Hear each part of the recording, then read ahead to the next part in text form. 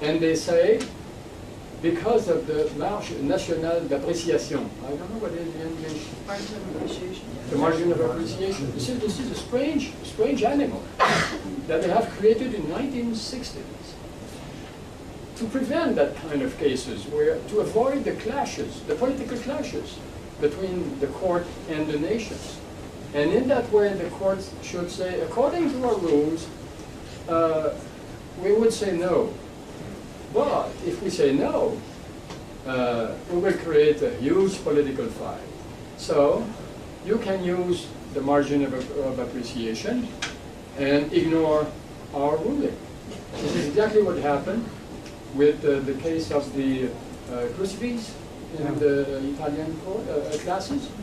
The European Court has decided against, but then the situation was such, a disaster politically that the Court of Appeal of the European Court has reversed the decision.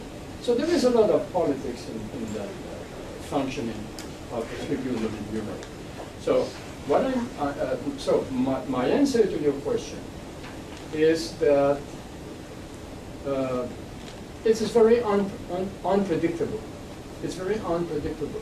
And what we see in the Europe evolution nowadays is a comeback of the nations, a comeback of the members that impose their wills to the European institutions that they have created in the first place.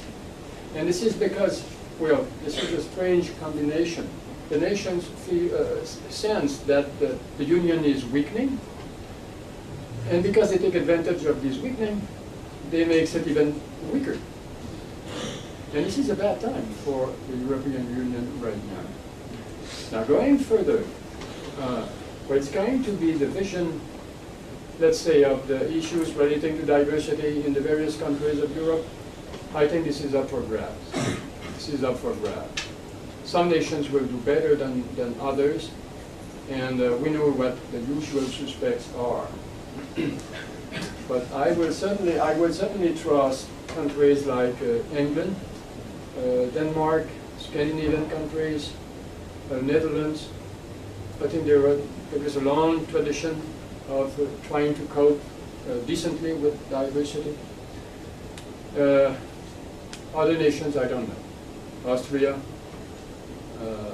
Spain, Italy, not to mention the Eastern countries, the former parts of the Soviet Union, Bulgaria, Albania, that sort of things.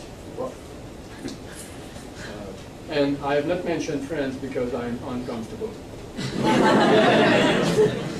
C'est vraiment la laïcité verte, c'est pas la laïcité. Je vais me permettre de poser une question, puis ensuite je vais prendre une dernière question. Alors, je suis très intéressée à cette tension quand même entre le Québec et le Canada anglais, la manière dont elle se manifeste dans l'arène juridique et judiciaire en particulier. Alors, on mentionnait que plusieurs des décisions en matière de liberté de religion provenaient du Québec et ont été renversées en Cour suprême du Canada. Et c'est vrai que quand même, il y a une tension de la part de plusieurs juges au Québec et des gens en général. Je serais intéressée à savoir, est-ce que vous pensez que la prochaine étape pour votre interculturalisme, ce serait de l'insérer dans la Charte québécoise, de lui donner une valeur juridique supérieure pour permettre à des juges d'avoir à choisir entre un multiculturalisme qui est constitutionnalisé à l'article 27 de la Charte canadienne et éventuellement un interculturalisme qui fait partie de la Charte québécoise. You may remember that this was one of the major recommendations of our commission, that Quebec commits itself with interculturalism and makes it official through a law or enshrining it in the charter or whatever. So far it has not been done. We don't know if it's going to be done, and nobody knows. But it would be certainly a good thing, because in Quebec right now everybody is wondering what is the rule of the game. People who have to make the decisions on a daily basis within the public and private institutions, they feel that they don't have the guidelines, the principle, the clear enunciation of the principle that they would need. This is a very large consensus around this idea. Now, about the sensitivity to religion. you have mentioned this symposium that I have organized in Quebec last May, where Quebec was invited. He made a very interesting presentation in which he said that the debate that we had in Quebec in the last years around religious accommodations and the relationship between the state and religions and so forth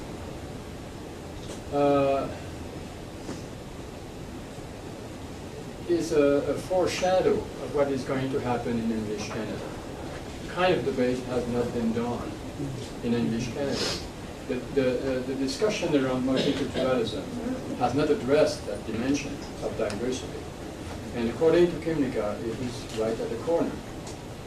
And he also added, it's not from me, it's from him, that in that sense, English Canadians maybe should look at what is happening now in Quebec. Not to learn how to do that, but to learn something from the nature of the debate and the sources of the conflicts and that sort of thing. Because it's, he says, it's not a matter that is settled in English Canada. And he was suggesting, but I have other sources of information about that even between the churches now in English Canada, there is no consensus on this issue. So this is fascinating, fascinating. And it comes back to a huge question. To what extent a tribunal or the law should take into account culture and society before making a decision? And there are already very interesting publications, research about that, and this is disquieting to some extent, because some judges will refer heavily on what is the prevailing mood in the population, in the culture. I'm not talking about fad that disappeared a few weeks ago, but something deep in the culture, and conflicting with the law, and they will try to accommodate, to come to terms with that, and to find some compromise. Other jurists, as I understand, are opposed to that, right? Yeah. May I take the last question? Yes. J'aimerais vous entendre davantage sur la notion d'identité. En fait, dans votre présentation, vous avez mentionné à quelques reprises qu'on pouvait créer une culture commune. Finalement, l'identité relevait à la fois d'un choix individuel. Je ne sais pas si j'ai bien compris, mais il me semblait que l'identité est à la fois extrêmement émotive, voire inconsciente. On ne pourrait pas la souscrire à seulement un élément rationnel, compréhensif. Et de là, donc, je voudrais vous entendre sur la notion d'identité. Et dédié vers la première question, vous avez parlé de l'Europe, en disant que l'Angleterre, ça s'intégrait très bien, l'idée du multiculturalisme, mieux qu'en France ou en Allemagne. Je me demandais si, en rapport avec l'identité, justement, l'application de l'interculturalité ou du multiculturalisme, en considérant que c'est quand même différent, relève pas justement d'un contexte social historique donné qu'on ne peut pas réduire à la simple volonté des agents, mais bien, par exemple, l'Angleterre, le Canada ou les États-Unis relèvent de ce qu'on pourrait appeler l'impérialisme britannique qui colonisait à partir de méthodes douces qui laissaient dans l'identité dans la sphère privée davantage. Et que finalement, de dire l'identité est un choix, ça relève d'une normativité, d'une affirmation normative assez forte. Je me demandais... Voici comment je vois les choses. Je pense que les individus ont une marge de choix. Mais ils choisissent en fonction de ce que la société leur offre comme matériau. Et ce matériau est essentiellement collectif, et souvent basé sur des émotions, des choses qui sont pas rationnelles, mais que la société charrie et transmet de génération en génération. La société offre des matériaux. Et c'est à partir de ces matériaux que les individus choisissent. Alors quand on parle de choix, évidemment c'est très relatif, hein, parce qu'il y a une grosse partie du choix qui est déjà fait par la société dans laquelle on vit. Et l'individu lui-même, quand on parle de choix, c'est pas tout à fait juste non plus, parce que dans le choix qu'on dit faire, il y entre bien sûr une part de raison, mais il y entre aussi tout le bagage qu'on a accumulé, de par le fait qu'on est issu de telle famille, ou de tel quartier, de telle ville, ou de telle région.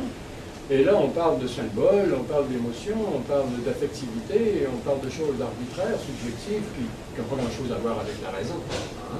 Alors, quand on parle de choix, c'est tout ça qu'on englobe. Alors il faut faire des distinctions importantes. Je vous remercie de me donner l'occasion de les avoir faites. Alors, sur ces bons mots, j'aimerais remercier M. Bouchard. Merci à vous d'être venu en ce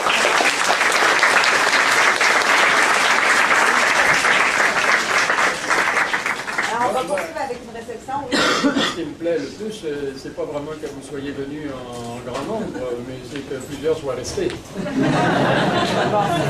Alors, on va poursuivre avec une petite réception, un petit verre de vin et de la nourriture.